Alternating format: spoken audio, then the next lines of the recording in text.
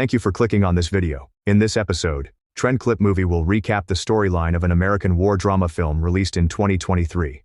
Although this film is not based on a true story, it is inspired by the experiences of local interpreters who accompanied American troops in Afghanistan.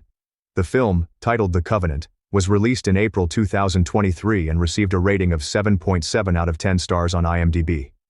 So, make sure your gadgets are ready, guys, to follow along with this movie's storyline. The Covenant begins with a brief narration providing the background of the events. On October 7, 2001, in response to the September 11 terrorist attacks, approximately 1,300 American troops were deployed to Afghanistan. By December 2019, this number had grown to 98,000 troops. The U.S. military also employed around 50,000 Afghan interpreters, promising them the right to apply for special visas and relocate to America. Next, in March 2011 in Lascar Gas, Afghanistan, the U.S. Army is seen patrolling the streets. Here we are introduced to several members of the U.S. Army Special Operations Team. Sergeant Major John Kenley, the operation leader. First Sergeant Eduardo Loves, nicknamed Coco. First Class Sergeant Kawa Maule. Second Sergeant Jack Jackson. Second Sergeant Joshua, commonly called JJ.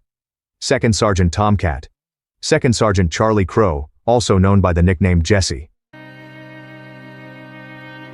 The story then continues at Bagram Air Base, Parwan Province. Second Sergeant Stephen Carson approaches John to request permission to join the mission. Shortly after, one of John's colleagues informs him that they have recruited a new interpreter because the previous one was killed in an incident a few days ago.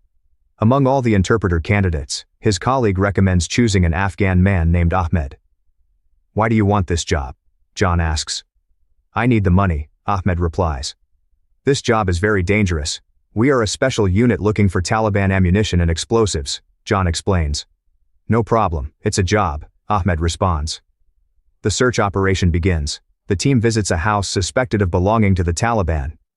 After thoroughly searching the house, they find nothing. The homeowner turns out to have no connection to the Taliban. The team then continues their search in other areas. After inspecting several locations, they still find no trace of the Taliban. At the base, John meets with his superior, Colonel Fox, and reports, "We keep going out and searching, but we're not finding anything." Colonel Fox responds, "You must keep searching until you find the Taliban's improvised explosive device factory." Afterward, John meets with his colleague, Sergeant Declan, and provides the next mission target. He then speaks with Ahmed and asks, "Do you know this man?" "Yes, I know him," Ahmed replies. "That man's name is Faraj," he adds. They then interrogate Faraj, giving him two options: take the money or go to prison. "What information do you want?" Faraj asks. "We want to know where the Taliban are making improvised bombs," John replies. Initially, Faraj is uncooperative. However, Ahmed offers him additional money, and Faraj finally speaks.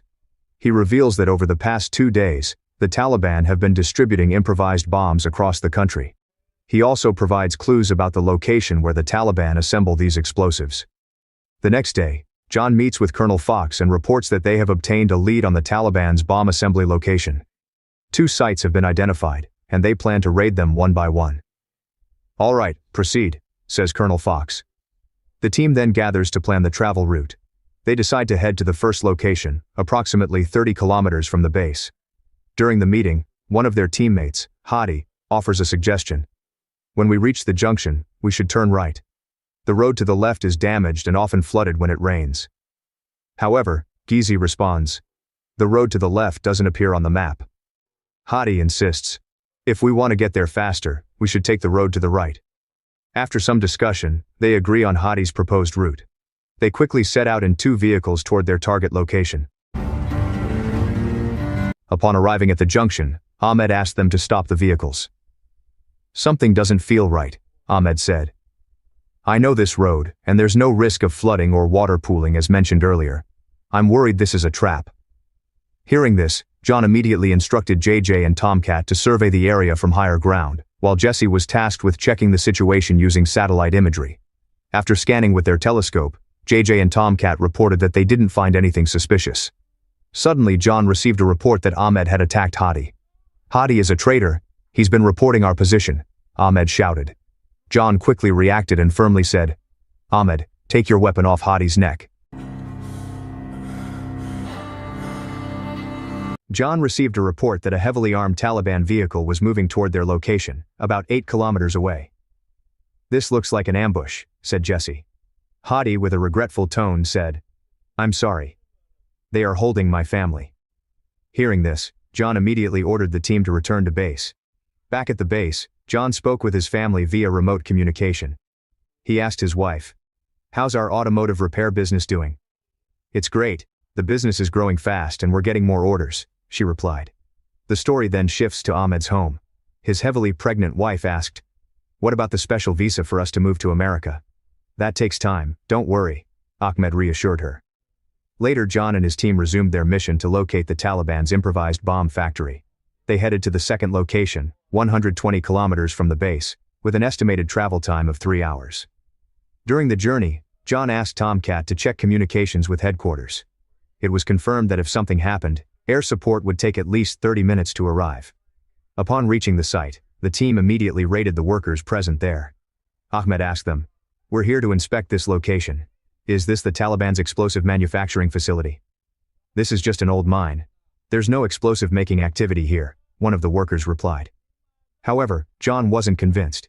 He ordered his team to search the surrounding area. Meanwhile, a Taliban member who spotted them quickly reported John's team's presence to the Taliban leadership. Upon receiving the report, the Taliban forces were ordered to head to the location. John and his team continued to move, inspecting the area. Snipers were positioned on high ground to monitor enemy movement. While searching a container, they found a stash of firearms. Hearing this, John ordered his team to secure the workers while he and a few others moved to an area at the back of the site. There, they found what they had been searching for: the Taliban's improvised explosive manufacturing site. John immediately instructed Tomcat to contact headquarters and request rapid reaction force support.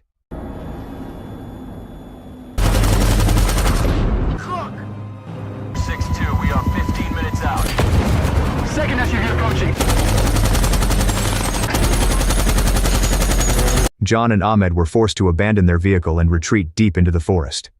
The Taliban forces, spotting the vehicle, immediately spread out to pursue them. Meanwhile, the rapid reaction force that arrived at the scene was too late. They found only the bodies of John's teammates, along with several Taliban fighters. After surveying the area, they reported to headquarters that John and Ahmed were not found at the site. By evening, John and Ahmed were in a relatively safe location. They paused to rest in the middle of the forest. John appeared highly emotional, struggling to come to terms with the harsh reality that all his teammates had been killed. Ahmed, concerned for John's state, seemed inclined to comfort him but felt it wasn't the right time.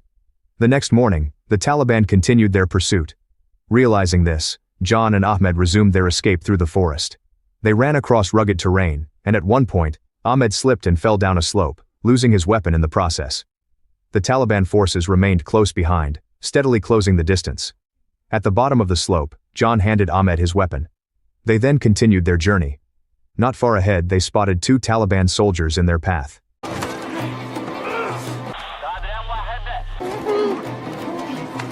After successfully taking down the enemy, John and Ahmed continued their escape.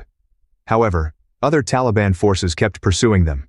Ahead, they spotted a Taliban soldier and quickly attacked him. They managed to neutralize him, but not far from that spot, more Taliban forces began arriving. John and Ahmed moved forward more cautiously.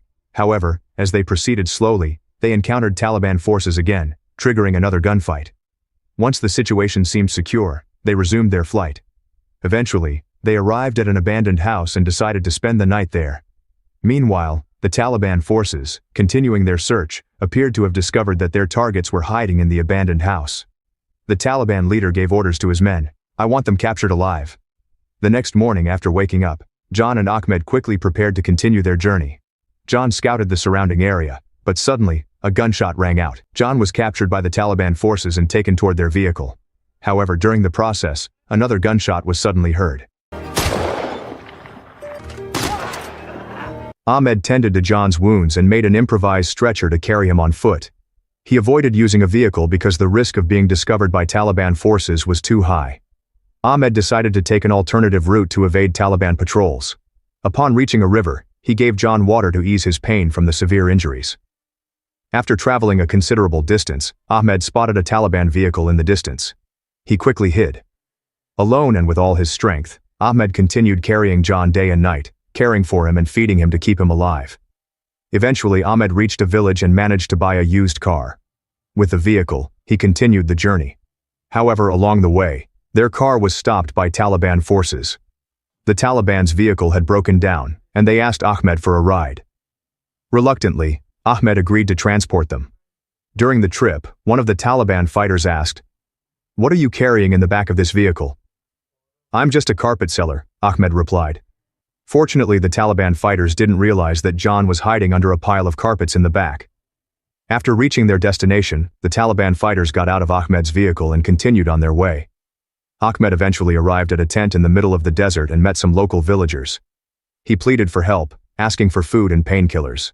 In exchange, he offered to trade his car for a cart. The locals gladly helped Ahmed because they also hated the Taliban. One of the villagers gave Ahmed some advice.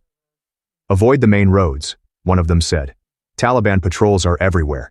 They've deployed hundreds of men to search for you, combing village after village. If villagers don't give them information, they kill them and burn their homes. They won't stop until they find you."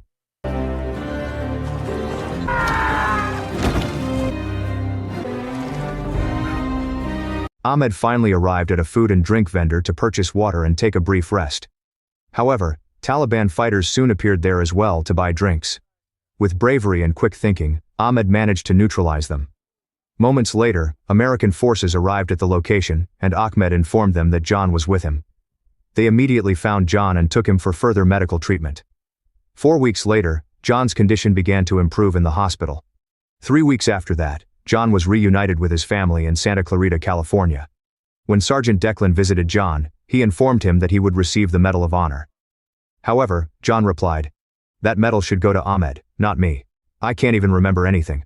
All I know is I woke up in the hospital." Declan responded, "In my opinion, Ahmed doesn't need a medal. What he needs is a special visa for him and his family.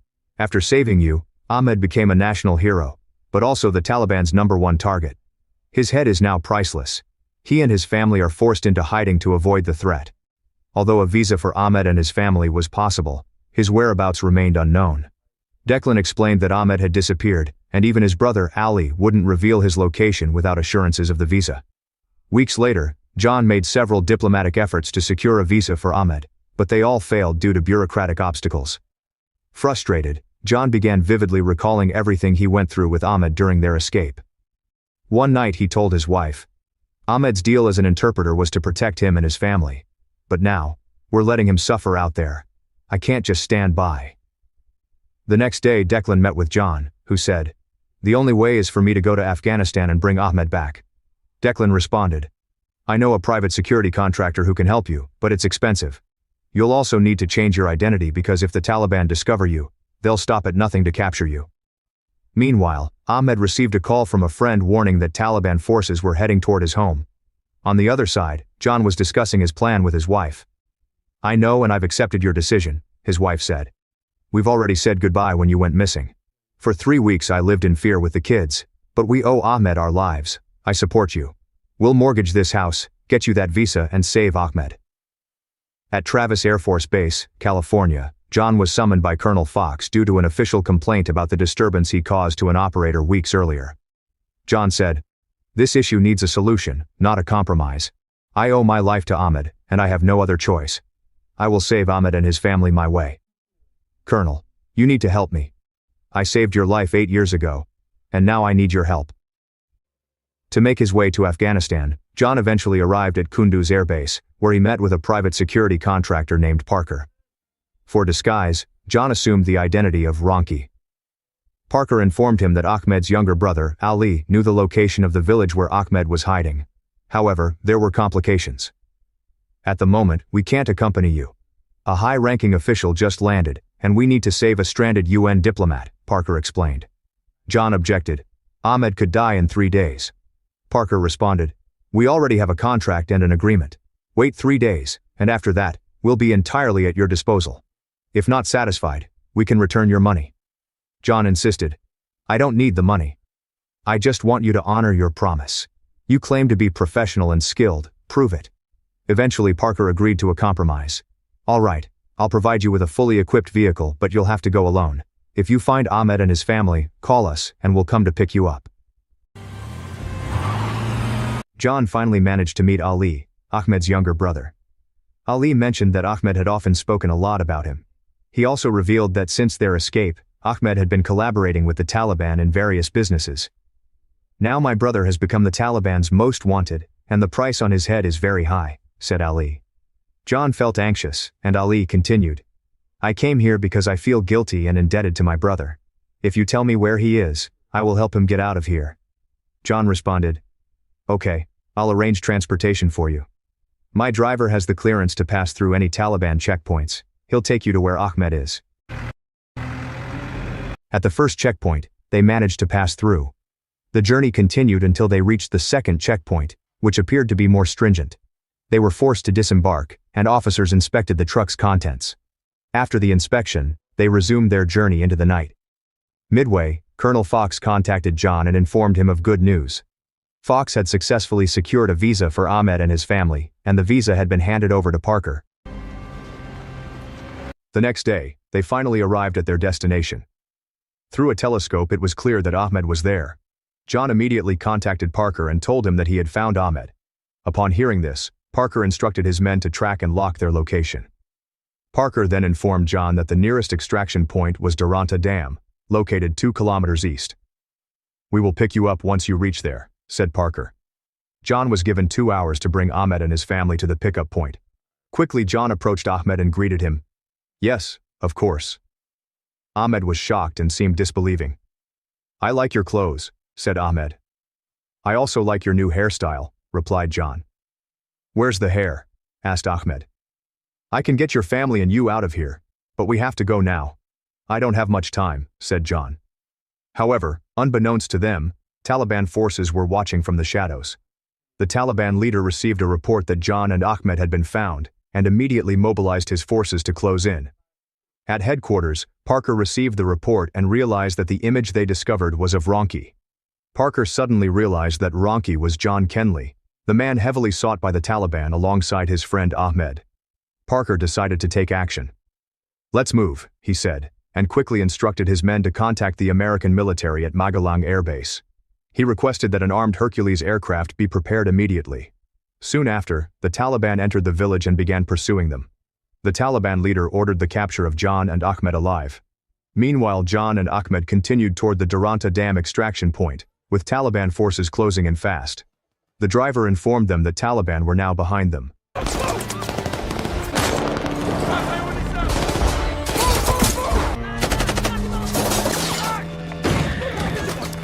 They were trapped and helpless on the bridge due to running out of ammunition. They had no choice but to surrender to the inevitable. It seemed this time they wouldn't escape. Taliban forces continued to arrive and opened fire. The driver was hit and could no longer do anything. On Ahmed's face, a clear look of resignation appeared, while his wife could only pray. John remained silent, unable to do anything. All his efforts and hard work seemed to be ending there. However, not long after, American Air Force reinforcements arrived just in time, eliminating all Taliban forces. Shortly after, Parker and his team also arrived and met John. Parker said, "If you had told me from the start that you were John Kenley and the famous Ahmed, I would have provided you with services for free, bro." They were then lifted onto a helicopter. Parker handed over Ahmed's and his family's visas to John. This helicopter will take you to the base, where a cargo plane is waiting to take you home to America. And so, this chapter ends. Always support this channel by clicking the subscribe button. Don't forget to like, share, and leave a comment if this video entertained you. See you next time, guys, in future videos. Thank you. Bye-bye.